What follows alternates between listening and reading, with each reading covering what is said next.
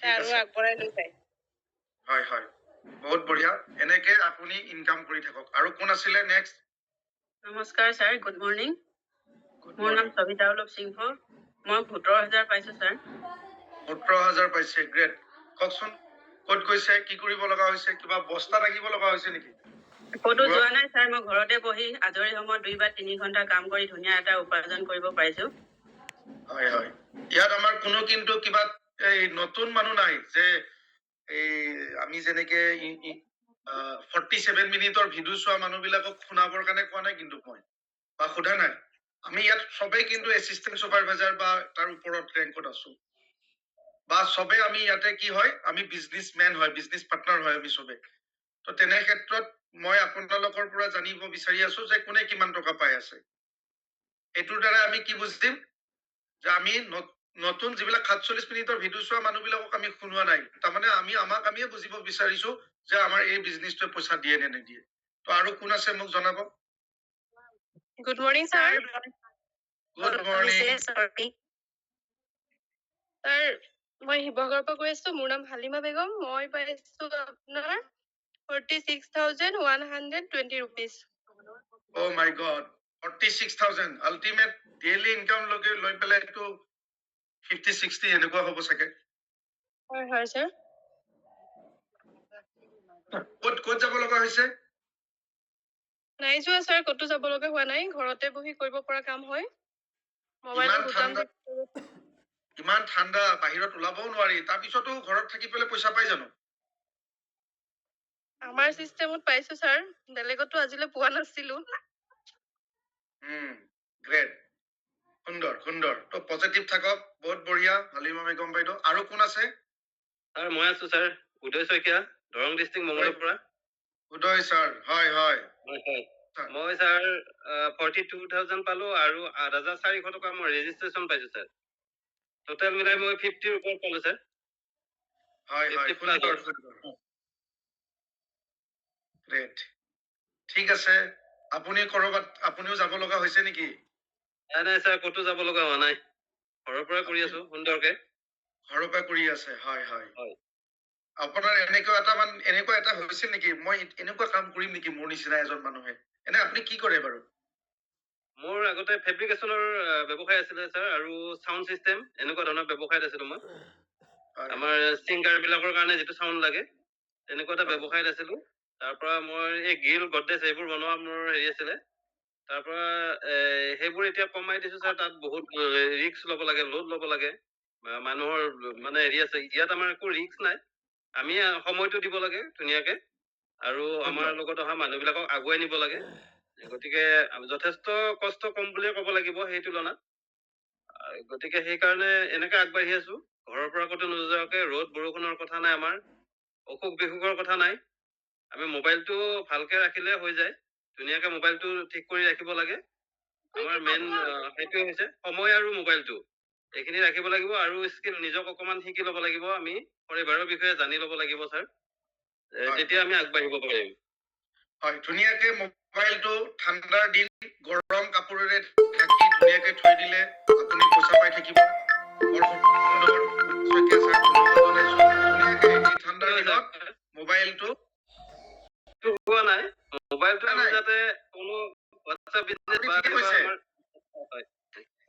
আপুনি ঠিকে কৈছে যে আপুনি ঠিকে কৈছে যে খুবকে থব লাগিব মানে কি বিছনাৰ তলত ধুনীয়াকে গৰম কাপোৰ দি পেলাই থব কোৱা নাই আপুনি সুন্দৰকে থব মানে কি যে এইটো মোবাইল মিতালি কি বলছেন হয় আপনার কথাটো আমি বুঝি না এইটো চাব এইটো মোবাইল এইটো এনেকে কি কৰিব লাগিব এইটো ধুনীয়াকে থব লাগিব মানে চাৰ্জ পুৰা 100% থাকিব লাগিব আৰু ডেইলি এইটোত কি কৰিব লাগিব ষ্টেটাছ ষ্টৰী পোষ্ট দি থাকিব লাগিব আপোনাৰ Instagram Facebook WhatsApp normal WhatsApp business এই গোটেই কেইটা সিস্টেমত যত ষ্টেটাছ ষ্টৰী লগাব পাৰি সকলো জায়গাত আপুনি এইটো কৰি থাকিব লাগিব ঠাণ্ডাৰ দিন মোবাইলত কাপোৰ ঢাকি থোৱাৰ কথা কোৱা হোৱা নাই যে মানে বৰ ধুনীয়াকে থৈ দিও মোবাইলটো জাপি থৈ দিও সেইটো কোৱা হোৱা নাই তো মোবাইলটোক আপুনি ব্যৱহাৰ কৰক সঠিকভাৱে। তাৰপিছত এই ঘৰত থাকিয়ে ক'তো ওলাই নোযোৱাকে নিজৰ সপোন পূৰণ কৰিব পৰা সুন্দৰ সুবিধাটো এই মোবাইলটো।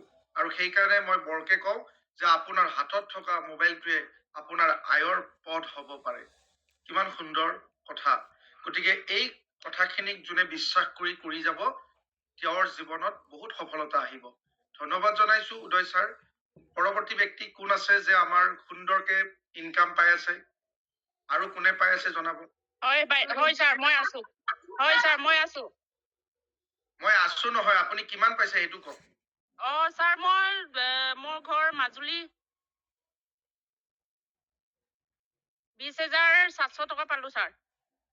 হয়, মাজুলীৰ মিতালী পেগু দলৈ বাইদেৱে 20,715 তাৰিখে পাইছে। ধন্যবাদ জনাইছো আপোনাক। ক'তো ওলাই নোযোৱাকে নিশ্চয় এই পইচাখিনি ল'ব পাৰিছে।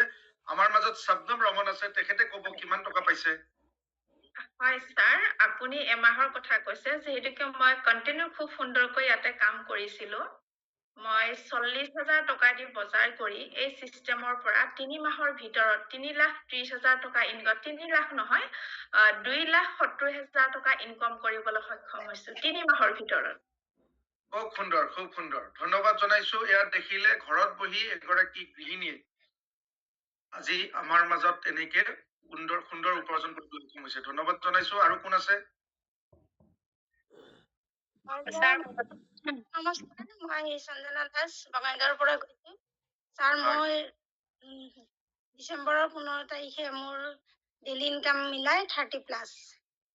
30+, বহুত বঢ়িয়া, বহুত বঢ়িয়া। আমাৰ মাজত যদি কোনোবা নতুন ছোৱালী সন্তান জন্ম হয় কাৰোবাৰ, খবৰ দিব। আৰু নামটো তেওঁৰ ৰাখিব লাগিব সঞ্জনা। সঞ্জনা নামটো মোৰ ভাল লাগে। হয় ছাৰ, নমস্কাৰ। ময়ো এই প্লেটফৰ্মৰ এছিষ্টেণ্ট ছুপাৰভাইজাৰ হৈ কাম কৰি আছো। মোৰ 9,000 সোমাইছে ছাৰ। কিমান পাইছে? 9,000 সোমাইছে ছাৰ। 9,000 টকা পাইছে। চাওক, সঞ্জনা বাইদেউ পালে আৰু চেনেহ লতা বা কোনে মই নাম শদিয়াৰ পৰা ছাৰ। হা হা? শদিয়াৰ পৰা মই ছাৰ। হয় হয় হয়। কোনোবা আৰু আমাৰ নতুন শিশু, নৱজাত শিশু জন্ম পালে খবৰ দিব মোক। চেনেহ লতা ৰাখিব লাগিব, চেনেহ লতা। সুন্দৰ নাম। হয়, অনিমা শইকীয়া বাইদেউ মোক মেলি আছে, কওক। ছাৰ নমস্কাৰ। নমস্কাৰ। হয় ছাৰ, মই জেউতি চৌধুৰীয়ে কৈছো। ছাৰ, মই যোৱা নৱেম্বৰ মাহতে সোমাইছিলো।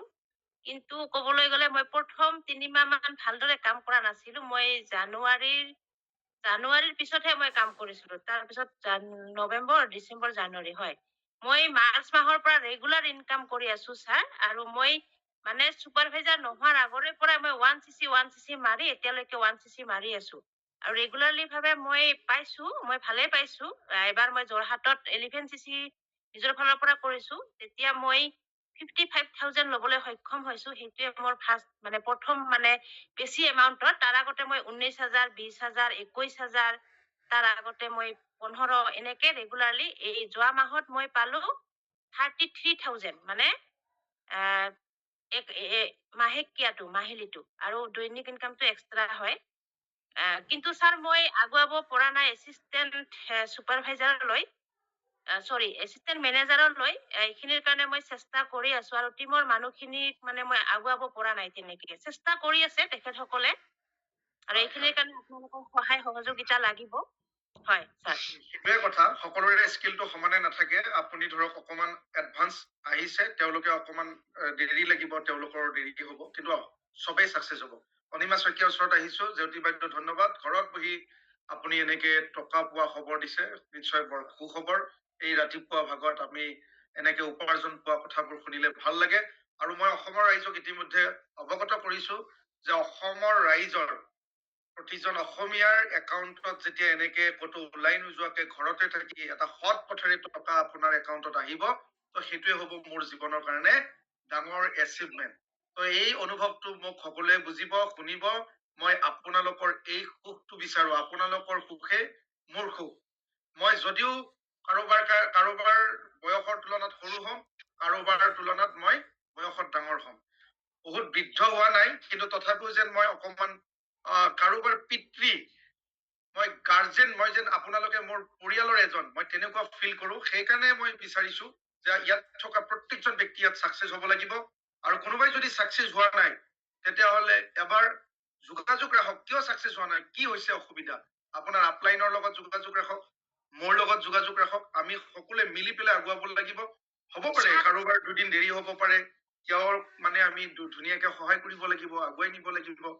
তো মই অনিমা শইকীয়া বাইদেউৰ ওচৰত আহিম, তেখেতে ক'ব যে তেখেতে কিমান টকা উপাৰ্জন কৰিব পাৰিলে। ছাৰ নমস্কাৰ।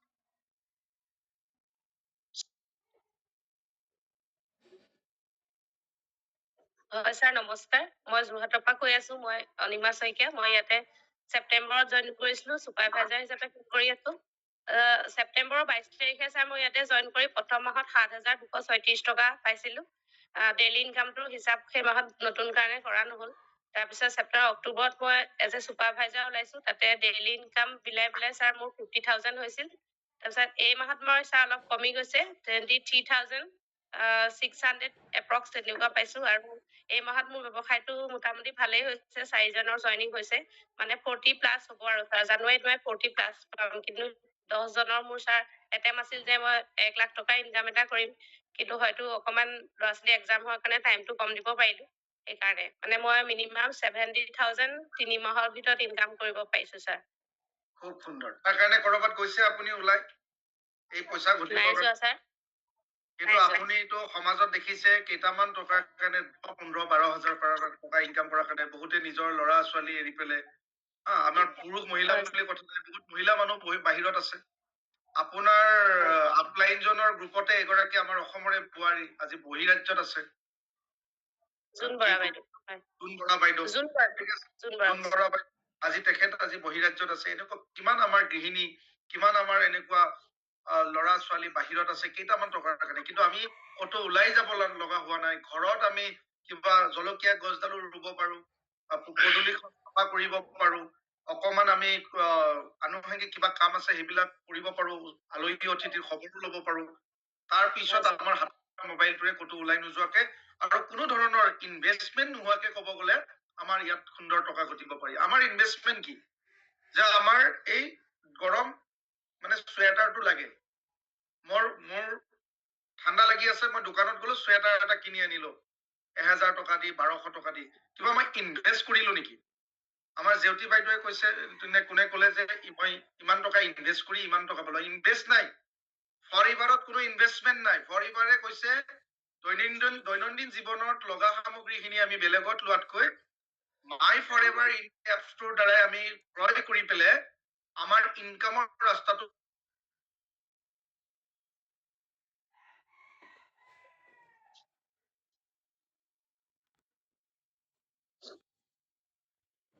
আমি মুকলি কৰি ল'ব পাৰো। আমাৰ ইয়াত ইনভেষ্টমেণ্ট নাই, আপুনি আগুৱাব পাৰিব। মাইনা বৰাৰ ওচৰত আহিছো, জনাব। আপুনি মাইকটো অন কৰি থৈ দিছে। মাইকটো ছাৰ মই মাইকটো অফ কৰিলে ভালকে শুনি নাপাওঁ কাৰণে অন কৰি ৰাখিছো ছাৰ, কিন্তু মোৰ এতিয়া নতুনকে মই কাম তেনেকে কৰিব পৰা নাই বাৰু। হয়, ঠিক আছে, আপুনি শব্দ নোহোৱা জেগাত থাকিব আৰু মাইকটো যে এইটো হৈ আছে